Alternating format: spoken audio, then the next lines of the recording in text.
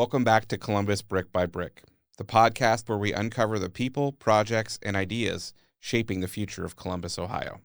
I'm your host, Jon Styer, broker and owner of Styer Real Estate Professionals.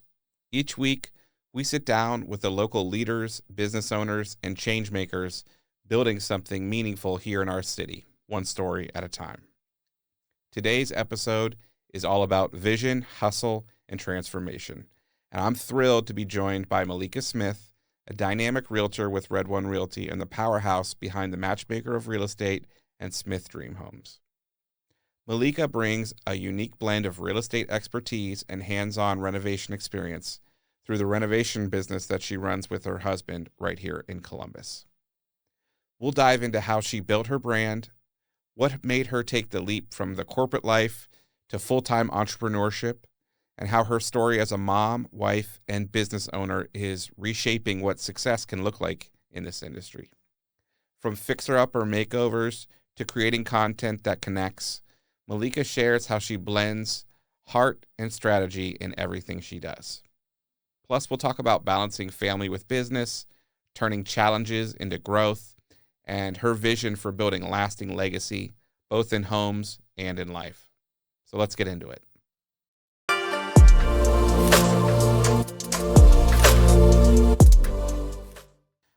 Well, before we get started talking about renovations and real estate and everything Malika Smith, tell me a little bit about yourself, who you are, and how you got here today. Okay, so I'm Malika Smith, and I am a licensed realtor, a mother of four, a wife, and I also own a renovation company with my husband. That's awesome. So how do you divide your time between all those amazing things? They all sound like they would take up a lot of time or a good chunk of it. I can imagine that you're pulled in a lot of directions. Do you have one that's your main focus? Talk to me about that. Right now, our renovation company is our main focus. I worked in corporate for a long time, and I just left my corporate job in November of last year. Mm-hmm. So I've been focusing a lot on our renovation company, gaining new clients, doing a lot of the hands-on work alongside my husband and the other people that work for us. And so that's been most of my time. Our evenings are filled with soccer. 2 of our girls play club soccer. One is older, so she's away at school. And then we have a little one who's almost 2. So family time is really important in the evenings, but then I usually get back on and work a little bit after that. And then as far as real estate, I do real estate all the time, I feel like. It never ends. No, you're always marketing yourself. Mm-hmm. I do a lot with social media and trying to just build a following and just also learning myself and having a mentor so that I can be the best realtor that I can be. Great. Good for you. So let's talk a little bit about your construction company. You work with your husband. You own that company together. Talk to me about the start of that. How did you get into that? Was there a project that initiated all that and turned it on? How did that come to be? So my husband owns his own bathroom renovation company. He had a customer that he did a bathroom for, and they go, well, can you fix up a whole house for me? Like, it was a light cosmetic rehab. So he said, sure.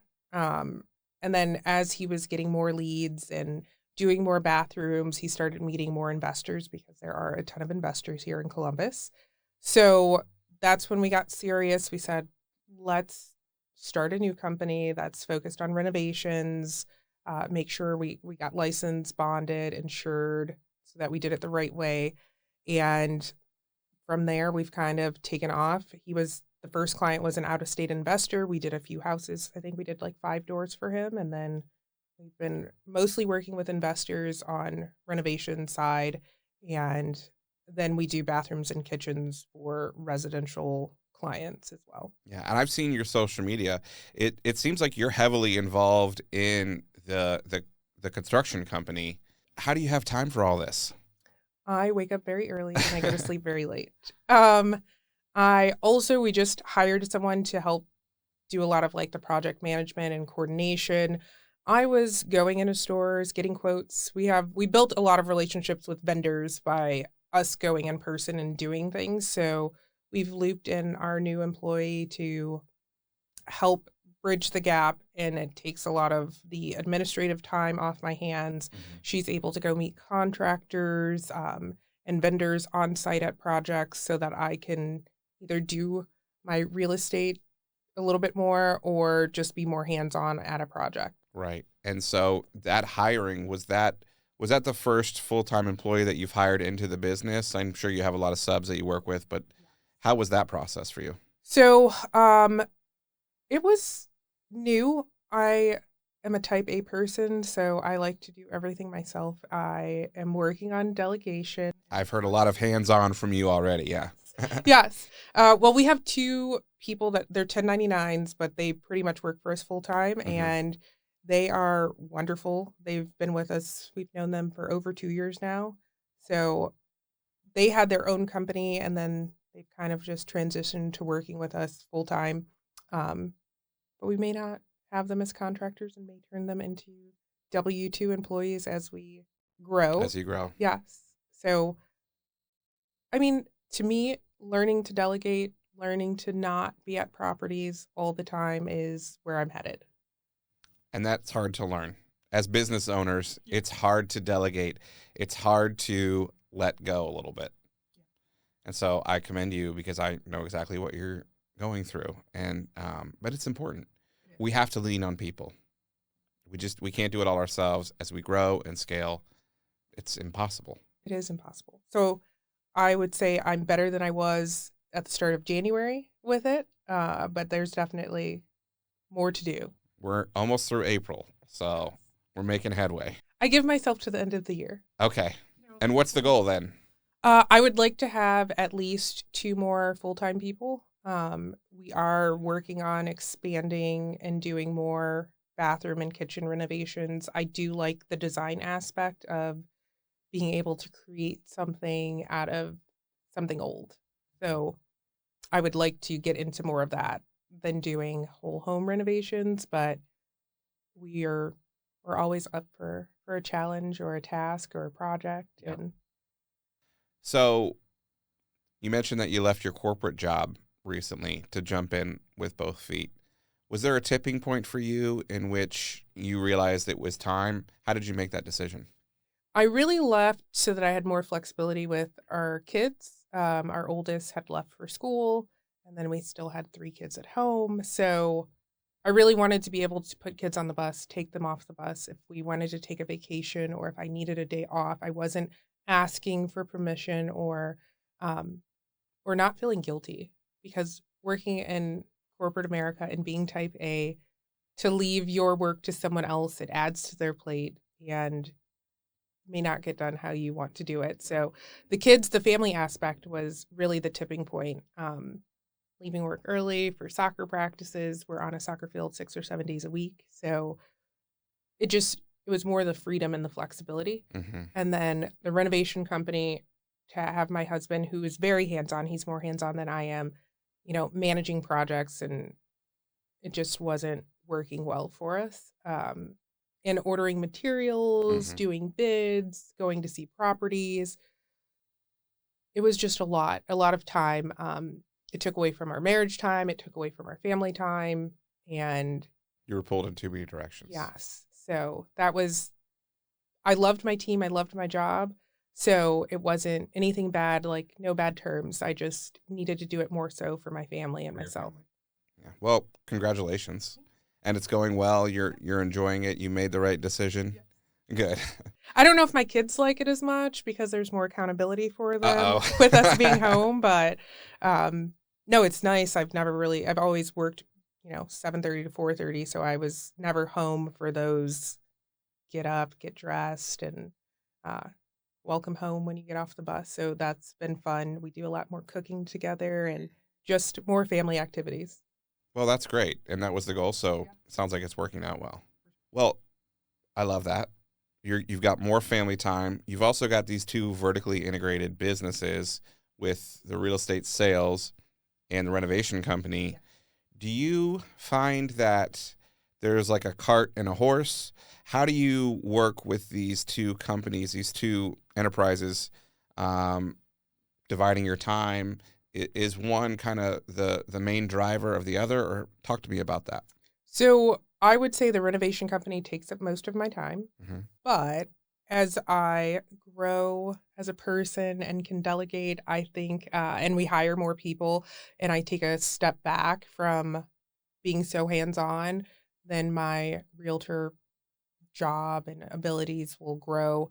I mean, I still geofarm, I still, you know, put myself out there. Mm-hmm. Um, so I think as we go into more residential houses and we're doing more bathrooms, more kitchens, we'll touch more clients. And in that way, I can have those conversations about when you're designing your kitchen or designing your bathroom, what would add more value or what you may just like and it's not going to help get you a higher sales price, and have those conversations from a realtor perspective.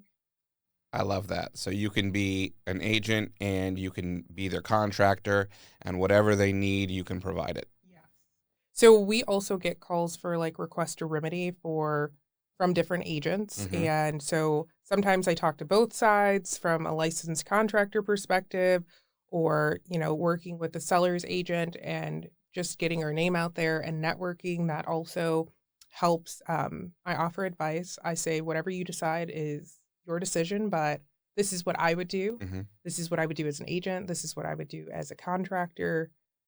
And I cover both sides. And sometimes it's like, oh, well, we also have a team. So, when we need new request to remedy, we'll reach out to you. So it's also just being a wealth of knowledge for other people and sharing that so that they're able to be educated, but also think of me as someone who's going to have their best interest at heart. It sounds like you can almost be a one-stop shop for some of your clients, which is of such value. That was the plan. And it's working. Yeah. It sounds like it's working. And as you grow and as you add team members, it can develop even further. Good for you. Good for you. If you've been listening to this podcast, you know that I believe in building real estate businesses that are scalable and sustainable. And that's exactly what we help agents create at Styer Real Estate Professionals. If you're an agent who's ready to grow and tired of spinning your wheels, then consider this. Growth is change. At Styer Rep, we coach to your strengths, match tools to your style, and help you scale your business without burning out. And there's no fluff, there's no hang your license culture, just serious growth, real systems, and 100% commission when you cap. So head to styrrep.com/join us to start the conversation, because it's time to go from where you are to where you belong. Your social media, you're out there. I see it. How did you ramp that up? Do you lean on people?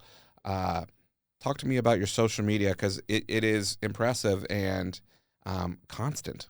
So I have a wonderful videographer. So we do a lot of content planning, and sometimes we go, okay, we've been doing this for this many months. I think I want to change focus. So originally I was just doing general content, but recently we've started recording more about where I live, and just so that people that I live around or in the city that I live in, that they're going to know me. I live in Jerome Village. We love it there. But I would also like my neighbors to know, hey, if you want to sell a house, I can help you. Or if someone who is just maybe looking into Jerome Village, they also can use a realtor when they're building with any of the builders there. So that's like our new focus. So we've kind of changed the social media, but he is great. He posts for me. We will write captions and all those things together, but he does all of my posting, all of the editing, a lot of the administrative work is taken off your plate, so you can focus on the renovations and being an agent. Yeah. I'm sure that's very helpful, because that's a lot of work. It is. But it's important. It is important. I'm not gifted in that, so I leave that to the professional. Know your strengths. Yes, he went to school for this, and I've known him for a few years, and we just connected for me recently, but he knows what he's doing, and I trust him, which is my growth. But I do trust him because I've built that relationship with him, so he does great. He does great, yeah. With the social media, did you have goals going into it? Was it just exposure? What were those goals? And how have you seen progression towards them? So it originally started as just making sure I was staying active and putting content out there. Um, but then as we were recording and doing things, I said, you know what? I think I want to change focus and I want to focus more on sellers. Mhm. I want to focus more on my community. And so he's okay with me changing my mind and going a new direction, which I do love and I appreciate that because everything doesn't work and everything doesn't provide the results that you want. Mhm. Am I getting new followers? Yes. But do I want more followers from the community that I live in? Yes. It's great to have other realtors and other people in the industry to follow me, but that's our new goal is to get potential future clients to also follow me and like my content and put out content that is valuable to them. What are some of the strategies you're implementing to shift from getting maybe your peers and colleagues following you to more of that client-based following?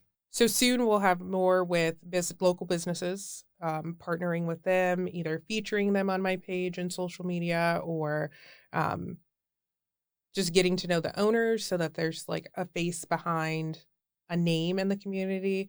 Also, I like to post our community events for Jerome Village. We have a little barn there and they always are doing things, trivia nights, game nights, Easter egg hunts recently. So just being not only looking for clients, but also just being a realtor and a wealth of knowledge to the people that live in our area so that they know they could come and look on my page and just be in the know of what's happening. Great. Do you feel as though, and what I'm hearing is you're shifting from more focused on the renovation side of your various enterprises into more of the realtor side of thing, and that's a strategic decision for you. Do you feel like there's more of a return in that avenue within the social media? What was the decision making process for making that shift?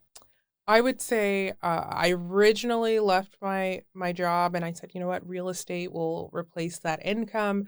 We had already had our renovation business, so that income was, already steady and it was what it was. So I really do enjoy real estate. I really do enjoy helping people find a home or sell a home and have a good experience. Prior to moving here, we lived in Northeast Ohio and we purchased two homes there. We had one really great experience and one really terrible experience. So I just wanted to be the person that would give the great experience that would relieve stress from a buyer or seller and that they would come back to me to, or refer me because they had such a wonderful experience and just also be one less person that offers terrible experiences to buyers. Well, that's welcomed. Yeah. I was actually just talking about this today with an agent in that it is such an experience in buying or selling a home. It's emotional. It's a large decision making, and part of what an agent's job is to make that a great experience. And not everybody can do their job. So having the mindset that you have in that, that's your goal. I applaud and commend and so kudos to you. Um, Getting back to the vertical integration of you as an agent and then you owning the renovation company with your husband, is there a story or a time where they married well together and having that connection between the two, you really saw a huge benefit? So with me being licensed, we've helped investors find properties, then we've renovated them. And then for one, we've also helped them sell properties, but sometimes they want to do long-term rentals and that works too. Mm-hmm. So just being able to be there and be the one-stop shop and they don't have to go find a contractor. We have subs that we work with. So it's full scope, full of whatever the project needs. We have Mm-hmm. someone to work with. So it takes a lot of stress off of the client. And so, I mean, finding properties in Columbus that give a decent return, whether it's a rental or to sell it is difficult, but they're out there. Sure. So I think it also just married well for our clients that don't have to, go back and forth and look for all these people, especially if they're out of state. I would also say when we are helping to design spaces, it also helps when we're like, yes, you may really like this, but if you plan on selling, you probably should not go with this color tile or this blend of tile because it doesn't go and it's to your liking, to your taste, but working in flips, you also see like what is out in the market and what is trending. Like, have we done the gray floors and the gray walls? Absolutely, because that was Right. what was in at the time. Mhm. But definitely getting away from that. I still think people will rent out those properties or buy those properties, but I think we've also learned to be more timeless. So when picking designs, to be more timeless. What are some strategies you have to incorporate that timeless design? I like white cabinets. We have white cabinets in our house. We have white and black cabinets, but white cabinets I feel like are pretty timeless. White oak cabinets are timeless. The darker woods are coming back and doing contrasts between the flooring and the cabinets. So I try to steer people in those directions, but at the end of the day, this is your money and your choice. So if you want bright green cabinets or whatever, we'll do it. Right. You're there to advise, but not Yeah. make the final Yes. decisions. I want the person to be happy with the final product. So whatever they decide is on them. Has there been any unexpected challenges that you've faced either in the renovation company or with you as an agent, or maybe with the fact that you're working in both those that have come to light that you've had to work through? I would say we get a lot of requests to convert bathrooms with tubs to walk-in showers. And that always makes me cringe a little bit. I always think if you're going to sell this and someone has younger children and now you don't have a tub at all in your house, that's a terrible idea. Hmm. Again, if that's what you want to do, we've done it and we'll just see what happens when they go to sell. We're doing a large project in Upper Arlington and we've faced some issues, but we've had good partners and clients super understanding and, we just have worked through any of the issues that we've had. Um, whether that is maybe we wanted to change the ceiling height, which required a lot more extensive work. But we did it. We got it done. It looks great on the inside. Love the ceiling height, even through all the hours that was spent to redesign and rework and have new plans That's a big job. revised. Yes, yes. But I mean, it looks great. Can't wait for the finished product. Well, good for you. That is an undertaking, but I'm imagining that something of that scope, your client plans to see a return on that. Yes. And with it being a flip, that was all calculated and decisions were made that was worth it. Yes, for sure. Well, let's shift gears a little bit into branding. You've branded yourself as the matchmaker of real estate. Tell me about how you came to that and how do you lean into that? How do you use that branding in your everyday business? So when I joined Red One, I joined their mentorship program called AMP, so Agent Mentorship Program. And the first thing that they help you do is your tagline and your logo. I've since changed my logo to a new one, but when I started, I said, when I think of real estate, what do I want to be? And I said, I want to help people find their perfect home or an investor find the perfect flip or long-term rental. So to me, that was like a matchmaker. So I wanted to be the matchmaker of real estate and really help people find what they're looking for. And how have you felt? Have you seen that people respond well to it? They enjoy it? I think it's kind of fun and cute. Yes. So, I mean, it's just like a play on words, but I think most of the agents have really cool taglines that have joined the AMP program. Now I'm a leader in AMP, so I help mentor other agents that are also at Red One in that program. But I think the taglines are a great idea and great for branding, and it really just sets you apart from just your standard first and last name. Right, exactly. You're more than just who you are. You're a whole brand. Yes.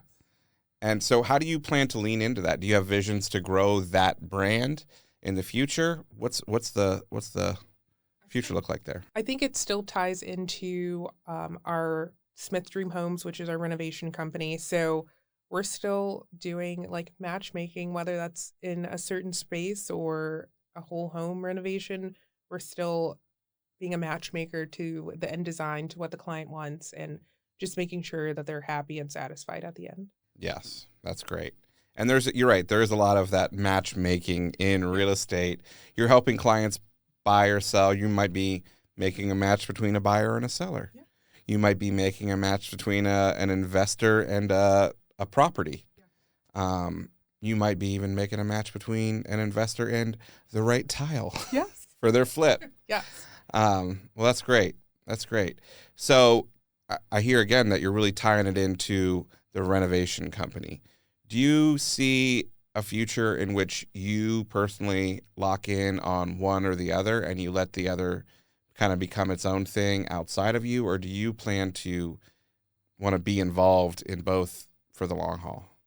I would say probably for the next 5 years or so, I'll still be hands-on or pretty involved in the renovation company. I would love to get to a point where we are large enough that we have someone doing more of the managing, and that we have a lot of clients that we are servicing at a time, so that we have teams and staff to do all of those things. But I do enjoy being in there and in the design and there from the beginning to the end. So if I stepped back, I think I would miss it. I understand. Yeah. I mean, it's hard to think about not. I mean, you mentioned that you have you're a mother of 4 children.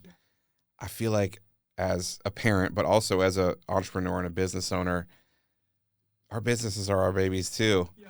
How do you balance that? How do you balance parenthood with you're doing all these other great things? And I know you mentioned you wake up early and you go to bed late, but the balance is important to a lot of people. How do you do that? So for me, our kids are pretty involved with our flips. Not the baby, but the two middle girls, they really love going and helping to do things using power tools. So that's quality time built in with like still doing business. We always wait until it's like safe for them to go. They don't come during construction. They're not falling through the floor. No, no. So it's safe, it's clean, like floors are in. They've helped paint. We of course go back over it, but it also gives them experience and accountability and teaching them life lessons. So we do really try to blend it all in. My 12-year-old follows me on social media, and she's always looking at my videos, and she thinks it's great.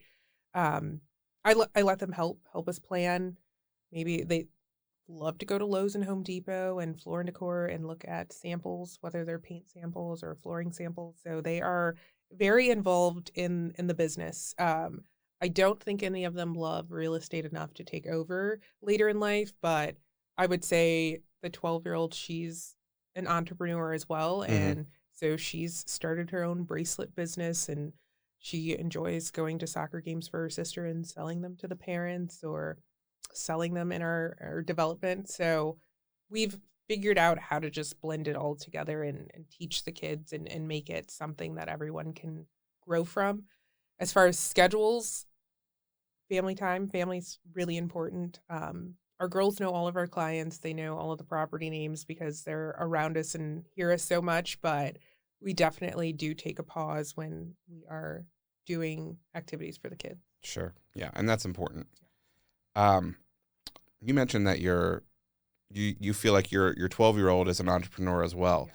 Do you actively work to instill an entrepreneurial spirit into your children? Do you feel like that's your role as a parent, or is that something that just has come natural for her? I think it has come natural. She's inspired both her older sister and one of the younger sisters to also think of businesses, but she's like the one who's carried it out. So we are ordering from Amazon or going into craft stores to buy things. We've talked about pricing and profit and how much she should sell things for. So really like teaching her all the things. I went to school for accounting and business, and I have multiple degrees, and I'm like, those were great because I worked in corporate America doing those for many years, but I would say just under I we wanted to teach them all sides. So Hmm. whether that you want to go to school and do a traditional route and have a corporate job, we support that. If you want to be an entrepreneur and do something else, we also support that. So we wanted to give them a well-rounded experience. It is up to them to decide. We'll support it either way. Hmm. And I think just letting them see the challenges of both. At one point, our kids go, "Well, Dad makes more money than you because he uses his hands," and I was like, "Okay, Wait and see, right? that's fine." I mean, but our money's together, so it Hmm. doesn't matter. But I mean, from a kid's perspective, that's what they saw it. My desk job wasn't as worthy as hands-on labor, but now that they've done some labor with us, they may change their mind later in life or may not. But we definitely enjoy doing both. I think giving your kids the best experience that they can growing up so that they make their own decisions. And I think that's really important. I agree with you.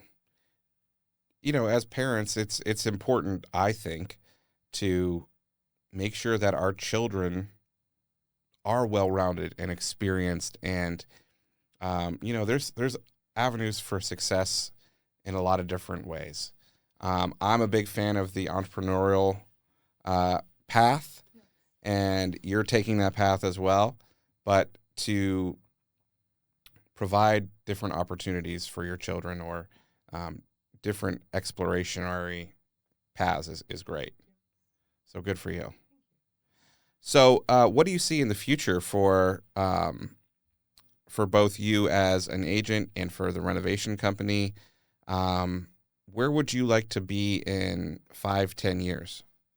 I would say I don't think I would want to open up a brokerage for myself because I don't think I could do that well and also have a renovation company. But I would love to be a top agent in the Columbus area and just helping families find their dream home or an interim dream home, and helping sellers have as the least stress as possible in a transaction is like always my goal. So I think having that really down pat in the next 5 to 10 years is the goal. Um, I would say, as far as our renovation company,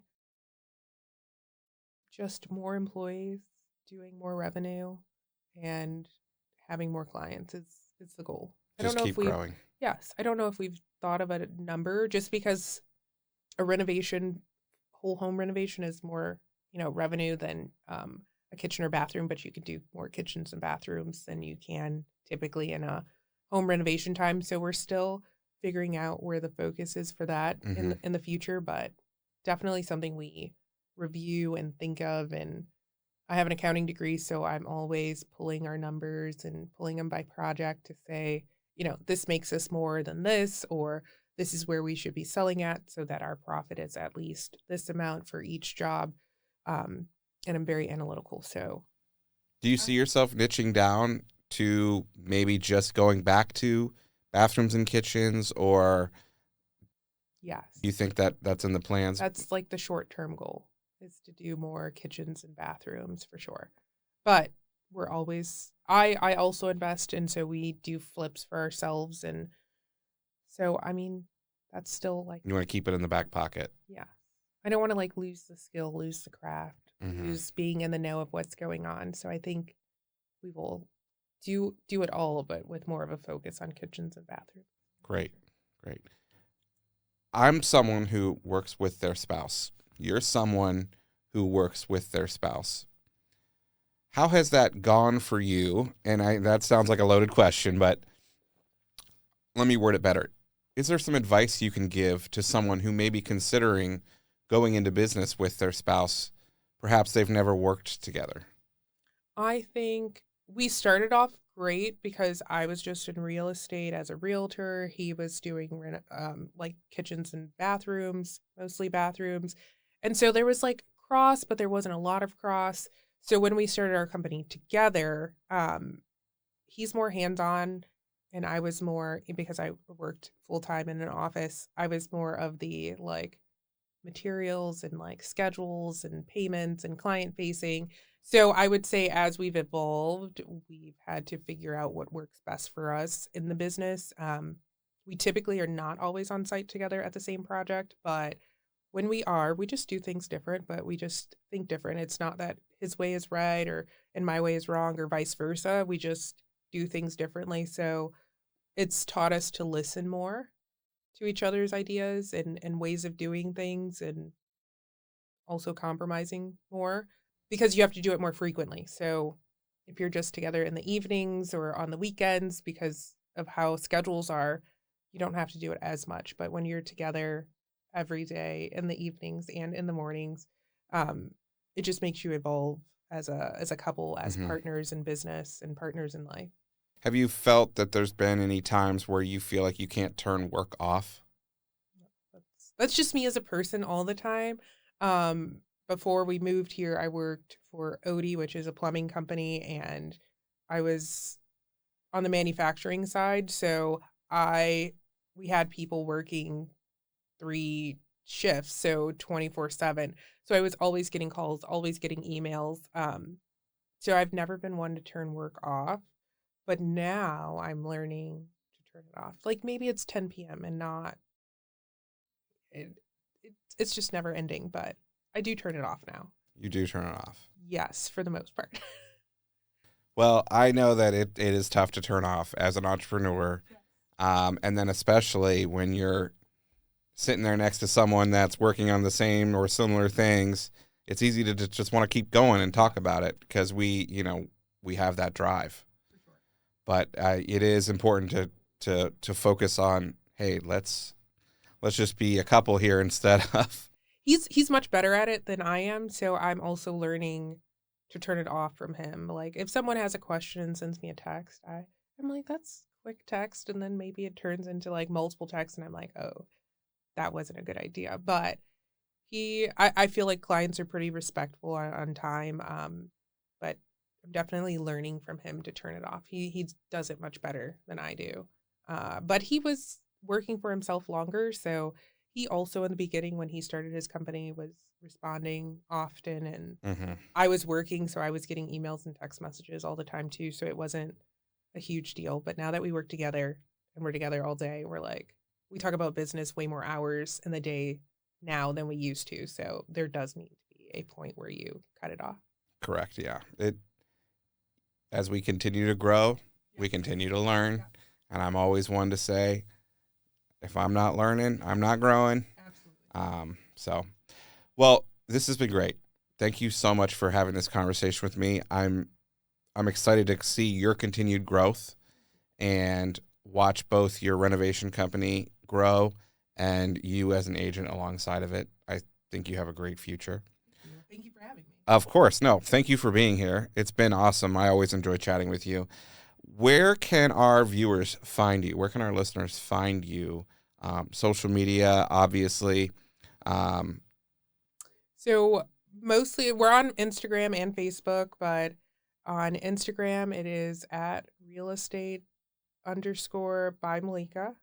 And for our renovation company, it is at Smith underscore dream underscore homes. Great. And both are great follows. So I hope everybody goes and follows you there. Well, this has been wonderful. One piece of parting wisdom around real estate. What's something that you wish you knew before you got into real estate? I think having a mentor in whatever you do, whatever business, Preach. is like critical, right? So your mentor has been there, done that, and will help you skip over hours, months, years of mistakes from their knowledge. And I think mentorship is really key to being successful and not wasting time. You can totally be successful without a mentor, but it may take you longer. So I think having mentors just shorten that learning curve for you. Couldn't have said it better myself. Yeah. Thank you so much. Thank you. So that's a wrap on today's conversation with Malika Smith, a true builder of community both through the homes she helps clients find and the stories she's crafting along the way. From the leap of leaving her 9 to 5 to building a family business to empowering others through authenticity and action, Malika's journey reminds us that real estate is about so much more than transactions.